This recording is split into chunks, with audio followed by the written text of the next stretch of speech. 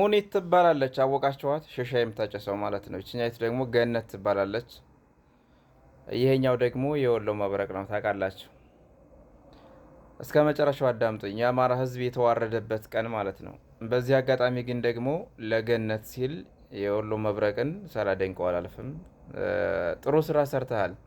ሰዎች ጥሩ ስራ ሲሰሩ ጥሩ ስራቸውን ማመስገን ግድ ነውና ገነት ገንዘብ ተበልታ ተከዲታ ህዝቤ ብላ ላመነችበት ብዙ ዋጋ የከፈለች ልጅ እነ ሳራ እነ ሙኒት ሌሎችንም እነ ጆከር ጨምሮ ምንም አይነት መፍትሄ ለሷ ጥፋተኛ ሆነችም አልሆነችም ለሷ ፍርድ ላለመስጠት ከሀብታምና ከአሸርጋጅ ጎን ቆመው መላው የአማራን ህዝብ እባካችሁ ፍትህ ጠይቁኝ፣ ፍትህ ፈልጋለሁ፣ ፍትህ ናፈቀኝ ብላ ስትጠይቅ ማንም ሰው ከጎኑ አልነበረም።